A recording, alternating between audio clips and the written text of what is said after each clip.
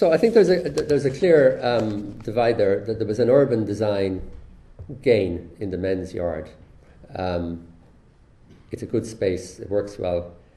I think there's been a huge change to the setting, obviously, of the workhouse itself. 970 people died here. Ironically, maybe at the same time that they were building the goods shed, only 50 metres away. I don't know if a memorial out the front is adequate acknowledgement of that, and you're now sipping your coffee in the old men's yard. Now, one conference theme was a place to live, and there was a comment earlier about living over the shop. Well, this is living over the shop, modern style, I suppose. The box there is the back of Dunnes Stores, the service side, and there are 114 apartments up on the roof of this shopping mall. Now, living over the shop traditionally was, I suppose, that you overlooked the street, you added to the bustle of what was going on in a popular urban village, the likes of Ranelagh and these places are often cited. Well, this is living over the shop in terms of the shopping centre. There's a very interesting mix of house types. There's two-storey, there's duplex, there's apartments. These objects are what I showed you earlier, the vents and light wells down to the shopping mall underneath. There's open space. But there's something, I suppose, a little bit surreal about it, I think. It's a world of its own up there. It isn't really part of the overall scheme. It's a separate management company. It's mainly buy-to-let type properties. In fact, the developers retained half of them and had a fire sale of the other half at quite low prices. But occupancy is quite high.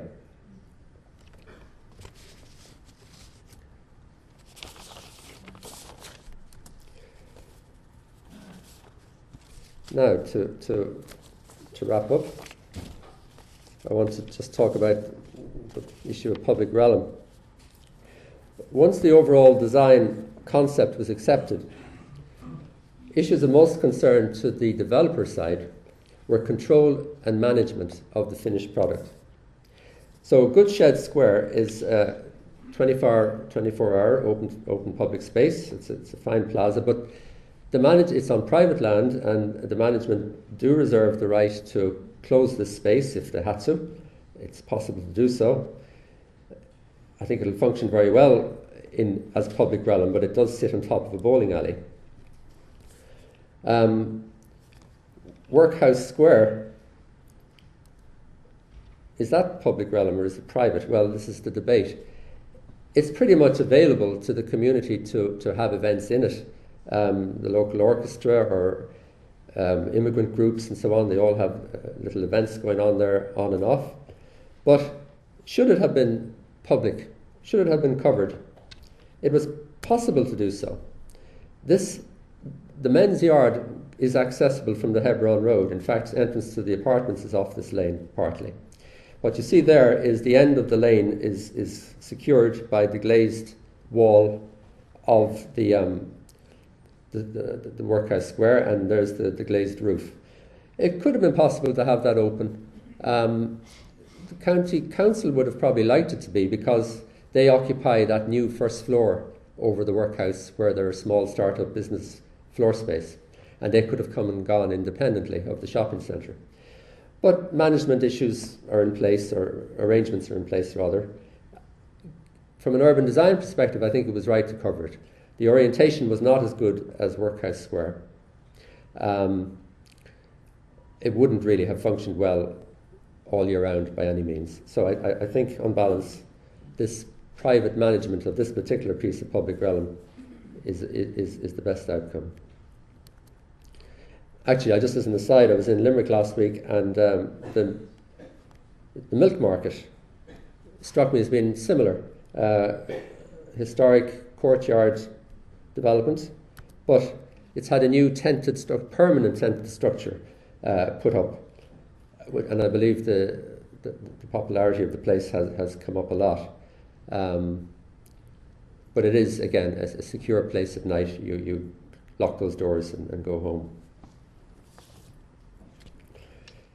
So finally, they say the little things can trip you up. I do recall the big debate about Workhouse Square at the time. This is a dense development, and we hadn't ever in Kilkenny had apartments on top of a shopping centre before. But because it was at the railway station, it was considered a runner. Now, the development plan says a maximum plot ratio in the city centre of 2. And this was very debatable. Was this even city centre? It's a good way up the top of John Street from the High Street. When the design was done first, Workhouse Square was open. And I think the plot ratio of the overall scheme was 1.99, something like that. When you covered it over, it was maybe 2.01.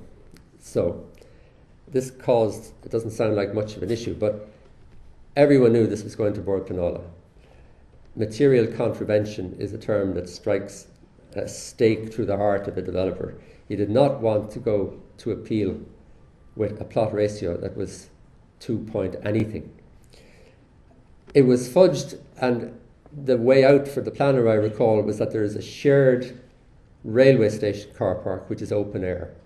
And between some kind of clever formula about how many spaces were for the commuter getting the train and how many for the shopping centre, let's just say the figure was massaged, and we could hold up our hands and say this is not a material contravention of the shopping centre, but or of the development plan rather. But I think there are things like that where planning objectives need to have a bit of discretion, or everyone can get themselves in a corner for something that you might all want. And the other thing is, I would say, on development charges, I don't think it was an issue here, but I've had a recent case where similar, an arena for prancing horses that people could look at, potentially buy horses. It was proposed to cover it like this for just shelter, and again, development contribution scheme, full whack, commercial floor space, big area, big development charge, as much as the cost of covering the space. So another thing, discretion in schemes like that is really needed. So to sum up, I think two good and very different public spaces have been created at McDonagh Junction, which between them are well suited to hosting a wide range of activities. Undoubtedly, it's the goods shed and the workhouse that bring character to these spaces.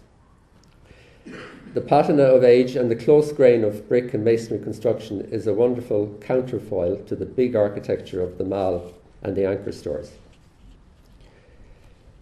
Do the historic structures attract people to McDonagh?